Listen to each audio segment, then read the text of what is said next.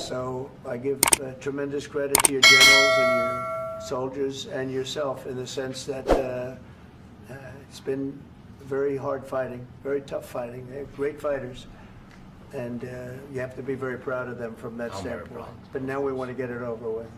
It's enough, right? We want to get it over with. So it's an honor to have you here. Thank you very much for coming. We're going to sign the agreement at the conference in the East Room in a little while, right after lunch. And we'll be having lunch together. We're also discussing some other things.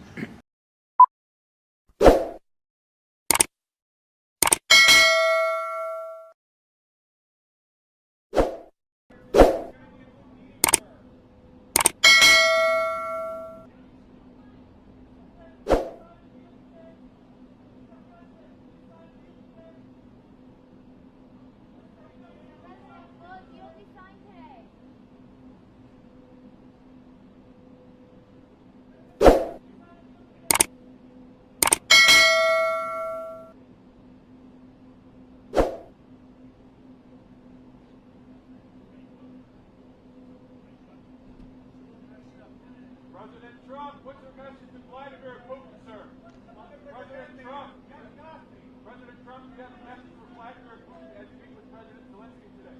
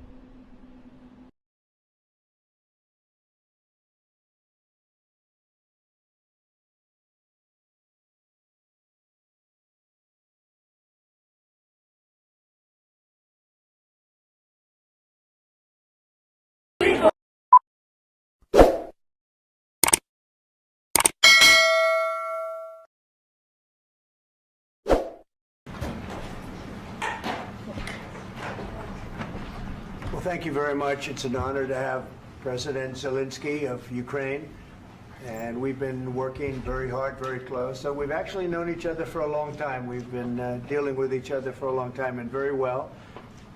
We had a little negotiation spat, but that worked out great. I think for both countries, I think for the world, actually, beyond both countries. And we have something that is a very fair deal, and we look forward to getting in and digging and working and getting some of the rare earth. But it means we're going to be inside, and it's a big commitment from the United States, and we appreciate working with you very much. And we will continue to do that. We have had some very good discussions with Russia. I spoke with President Putin, and we're going to try and bring this to a close. It's something that you want and that he wants. We have to negotiate a deal. But we've started the confines of a deal, and I think something can happen. The big thing is the number of soldiers, mostly at this point, but soldiers being killed. You're losing thousands of soldiers. So on both sides, we're losing a lot of soldiers, and we want to see it stop. And we want to see the money get put to different kinds of use, like rebuilding. And we're going to be working very hard. But we've had a lot of very good conversations. I will say until we came along, the Biden administration didn't speak to Russia whatsoever. They didn't speak to anybody. They just allowed this to continue. And I will say that, I'll say in front of you, you've heard me say it 1,000 times, if I were president, this war would have never happened. We would have had a deal negotiated for you without having to go through what you've gone through.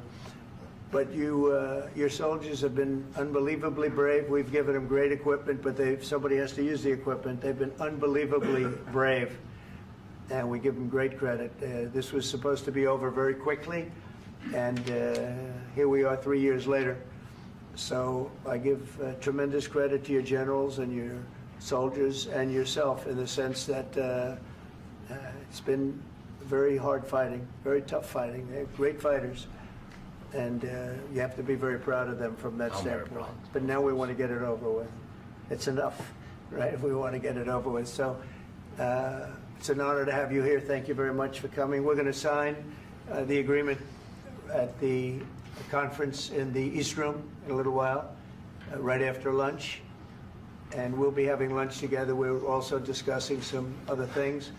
And we appreciate everybody being here. It's somewhat of an exciting moment, but the really exciting moment is when they stop the shooting and we end up with a deal. And I think we're fairly close to getting that, and an honor to have you. And please, I'd like to say something. Yeah, thank you so much, Mr. President. Thank you for invitation. And really, I hope that this first document, will be first step to real security guarantees for Ukraine, our people, our children. I really count on it.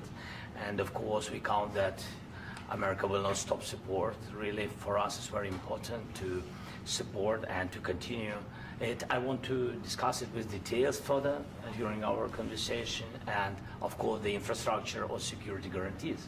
Because for today, I understand what Europe is ready to do. And of course, I want to discuss with you what the United States will be ready to do. And I really count on your strong position to stop Putin. And you said that enough with the war. I think that is very important, Ben, to say these words to Putin at the very beginning of war, because he is a killer and terrorist. But I hope that together we can stop him. But for us, it's very important to, to save our country, our values, our freedom and democracy, and of course, no compromises with the killer about our territories. But it will be later. And of course, what I wanted, we spoke about it by phone with you, about the drones production. We have very good drones production. I think the best one in the world for today because of the war. Yes, and of course, we need very much the air defense. You have the best air defense in the world, and really you helped us under attacks of Russians. And I want to speak how we can exchange the licenses. We're open to share the licenses of all our drones with you, of course, with the United States. And we need licenses for quick production of air defense. Even after the war, we need our nation to be calm, that we're secure. So that's why we need this air shield. And of course, about this I want to speak about the contingents. I think that France and UK already spoke to you, and we know that Europe is ready, but without the United States, they will not be ready to be as strong as we need. And the last point, last not least, about exchange, about our people and children. And you know that this crazy Russian that they stolen 20,000 children, Ukrainian children. They changed their names, they changed their families, relatives, and now they're in Russia. We want to bring them back, and really, it's a big dream, task, and goal for me, and our warriors. By the way, Mr. President, we exchanged, released more than 4,000 warriors from Russian prison, but there are thousands more in the prison. I wanted to share with you some images. How it's. Just can I now? Yeah, please. Some minutes, 1 minute, 1 minute. Just you to understand in what circumstances, in what situation they are, and what the attitude of Russia to our prisoners. That guys, just you before and after. And you see before and after, just you to understand. Now thousands of such guys, ladies and men, there. And that, so they don't eat, they beat them, and they, they do a lot of, bad things. So out of, even during the war, there are rules. Everybody knows there are rules during the war. So these guys, they don't have any rules. You see that 50, 60 kilograms left, and a lot of such things. And I didn't want to show you what the changes with images of children, because I will just share with you, and I mean, it's looking tragic. Yep, that's tough stuff. Yeah, I wanted very much to give you, and you see. Yeah. This is pastor, by the way. They stolen pastors because it's not Russian church. They stolen pastors and moved pastors to the prison. At the end of last year, we brought 3 pastors, and we could exchange them. And this is pastor, you see. Yeah, that's tough. Yeah, so I mean, this I wanted to show you, and this. So thank you very much. We want to get that ended, right? Yeah, of course. We And want. I think we will. And We have to, of course. do you have any questions, please? Mr. President. Thank you, Mr. President. With the, how much money is the U.S. going to put into the fund that is being created today, and how does this provide long-term security for Ukraine? Well, we don't know exactly how much, because we're going to be putting some money in a fund that we're going to get from the raw earth that we're going to be taking and sharing in terms of revenue. So it's going to be a lot of money will be made from the sale and from the use of raw earth. And as you know, our country doesn't have much raw earth. We have a lot of oil and gas, but we don't have a lot of the raw earth. And what we do have is protected by the environmentalists, but that could be unprotected, but still it's not very much. They have among the best in the world in terms of raw earth. So we're going to be using that, using it for all of the things we do, including AI and including weapons and the military, and it's really going to very much satisfy our needs. So it's something that just worked out really well. We have a lot of oil, and we have a lot of gas, we have a lot, but we don't have raw earth. So this has just about every component of the raw earth that we need for computers, for all of the things we do. This puts us in great shape. And on long-term security for Ukraine, how does this provide it? I think they're going to have great luck. I think once we make the agreement, that's going to be 95% of it. They're not going to go back to fighting. I've spoken with President Putin, and I feel very strong. I've known him for a long time, and I feel very strongly that they're very serious about it. And we'll make a deal. And when the deal is made, I don't think we talk about security. Everyone's talking about the other day. All they talked about was security. I said, let me make the deal first. I have to make the deal first. I don't worry about security right now. We have to have a deal, because right now, last week, 2,000 soldiers died on both sides. 2,000, and they're losing 1,000, 2,000, 3,000 a week. So as we sit here and we talk, people are getting shot and dying on the battlefield. And, they're not American soldiers, but they're Russian soldiers and they're Ukrainian soldiers, and we want to be able to stop it. And we want to be able also to spend money on other things. We don't want to, this is a tremendous amount of money. And what the Biden administration did was terrible. They were giving money, but he had no security on the money. Europe, as you know, gave much less money, but they had security. It was in the form of a loan. They get their money back, and we didn't. And now, at least we're protected because the American taxpayer has to be protected too. But this is an incredible agreement for Ukraine because we have a big investment in their country now, and what they have, very few people have. And we're able to really go forward with very, very high-tech things and many other things, including weaponry that we're going to use in many locations, but that we need for our country. Mr. President, This allows us to do that. will you continue I'm sorry. sending military aid? Yes, go ahead, please. If I can just, yes. In the document, there is one of the very important points if we speak about business and investment. We never had LNG terminals in Ukraine. This document will open. I mean, the next documents, but anyway, here we see in the framework, we see really goodwill for this. LNG terminals for us is very important, and I think for security of European continent. We have the biggest storage, gas storage. We have the biggest in Europe, yes. Yes, and we can use it. Use it for LNG, use it for LNG, and we will do it. And really, we can help Europe because Europe really helped. President Trump said that they made less support, but they are our friends, and they are our very supportive partners. They really gave a lot, Mr. President. They did. They gave a lot, but they gave much less. No. Much less. No. No. No. Okay. Okay.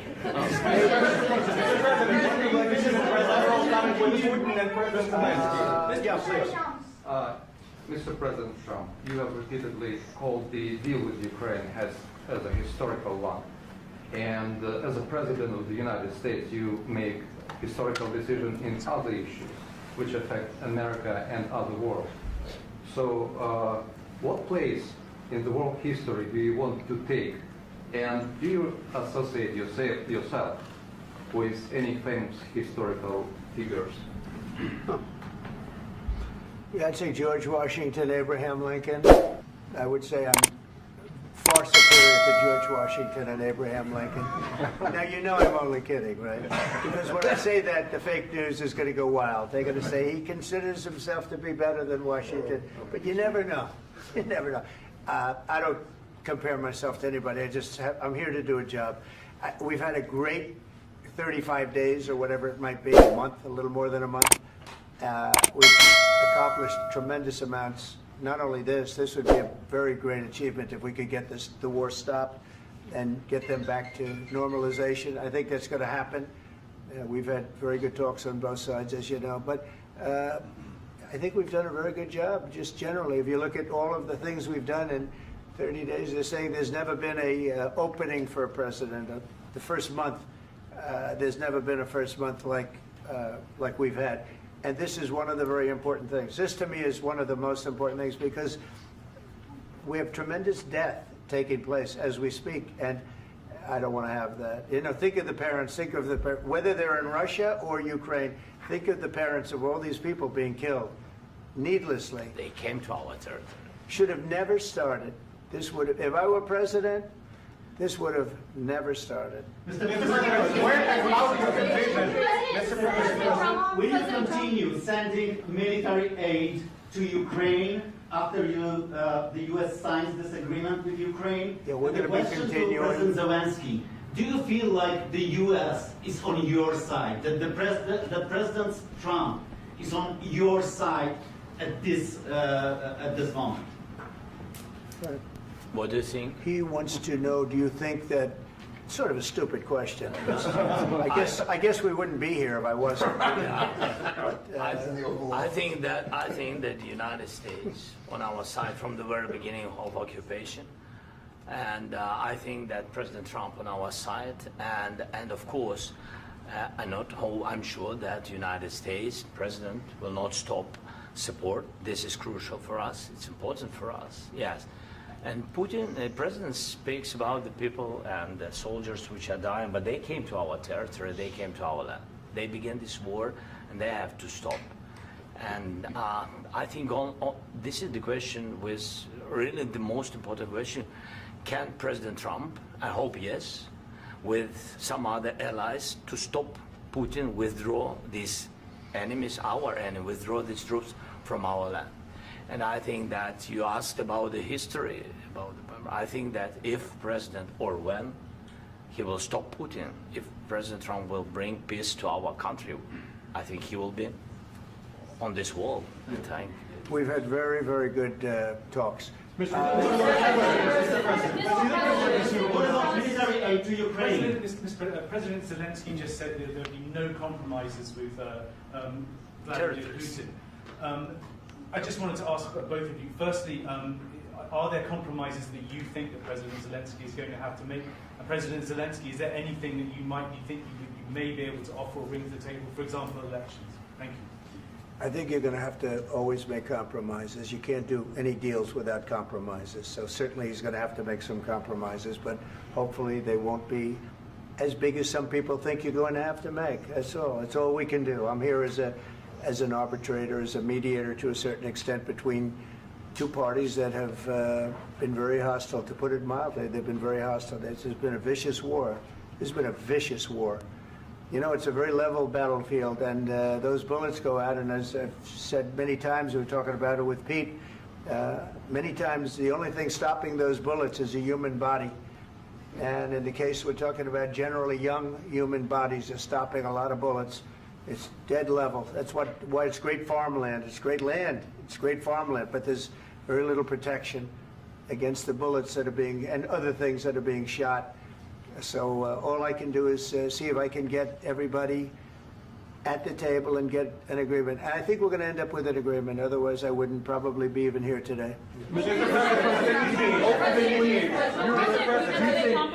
Mr. President, I've got two questions for you. You think ultimately your legacy will be the peacemaker and not the president that led this country into another war and ended foreign wars? And I've got a question. I hope it will. I mean, I hope I'm going to be remembered as a peacemaker. This would be a great thing if we could do this. I'm doing this to save lives more than anything else. Second is to save a lot of money, but I consider that to be far less important. So I hope I'm going to, thank you, Brian, for that question. It was a nice question. I hope I'll be known and recognized as a peacemaker. This would be a great thing to solve. This is a very dangerous situation. You know, this could lead to a third world war. This was headed in the wrong direction. If this election were lost, if we didn't win this election, and by the way, we won it by a lot. That was a mandate. We won every swing state. We won the popular vote by millions and millions of votes. We won everything. The districts, you look at the areas of red, take a look at a map. This was a big mandate, and this was one of the things. I said, we're going to get this thing settled. If we didn't win, I think this could have very well ended up in a third world war, and that would not have been a good situation. What was your second question? And my second question for President Zelenskyy, why don't you wear a suit? You're at the highest, why don't you wear a suit? You're at the highest level in this country's office, and you refuse to wear a suit. Just want to see if do you own a suit? Yeah, problems. A lot of Americans have problems with you not respecting the dignity of this office.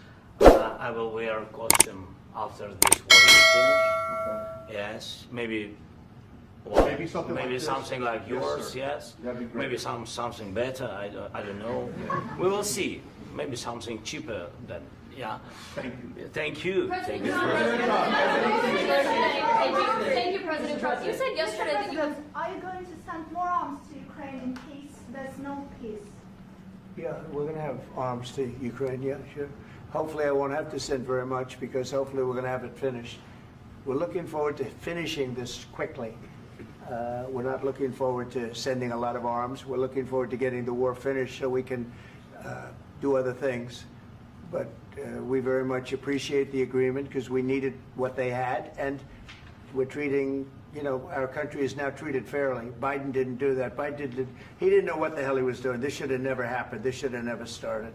But you know, sure, the answer is yes, but hopefully we won't have to send much, because I'm looking forward to getting it done quickly, very quickly. Does that mean you'll provide security guarantees, Mr. President? I don't want to talk about security yet, because I want to get the deal done. You know, you fall into the same trap like everybody else. A million times you say it over and over. I want to get the deal done. Security is so easy. That's about 2% of the problem. I'm not worried about security. I'm worried about getting the deal done. The security is the easy part. Security is very nice. Everybody stopped shooting. And now will Europe put people there? I know France is going to. I know the UK is going to. I know other countries are going to, and they happen to be right next door.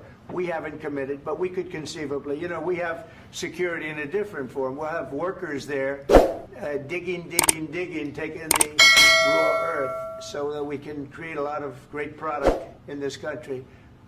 So in that sense, you have something, but we haven't determined that yet. I will say, in speaking to France and in speaking to, and they were here, as you know, last week and just the other day, they have committed to a lot of security. I don't think you're going to need much security. I think once this deal gets done, it's over. Russia's not going to want to go back, and nobody's going to want to go back. When this deal ends, I really believe this deal is going to be over. Yeah, please go ahead. Go ahead. Thank you. Mr. President, thank you. You had Joseph Macron and Keir Starmer at the White House this past week, both of whom praised your courage and conviction to lead the pathway towards peace. Yes. Part of that involved, though, re-engaging Russia in diplomatic relations, something that previous leaders lacked the conviction to do so. What gave you the moral courage and conviction to step forward and lead that? Well, I love this guy. Who are you with? One American News, sir. Well, that's why I like him. One American News does a great job. I like the question. I think it's a very good question. It's a pathway to peace. It's a pathway to getting something solved. And I feel that as the head of this country, I have an obligation to do that. Plus, you know, we're very much involved. We got involved. It's too bad we got involved, because there should have been no involvement, because there should have been no war. And there shouldn't have been October 7th. That would have never happened. As you know, Iran was broke. They had no money to give to Hezbollah. They had no money to give to Hamas. They were stone cold broke. And then under Biden, they became rich as hell. They went from no money to $300 billion in a period of 4 years. And they gave a lot of that money away, and you see what happened. And that's a real mess also that we hope to be able to solve. But no, I appreciate your question very much. I feel I have an obligation to try and do something to stop the death. If I can.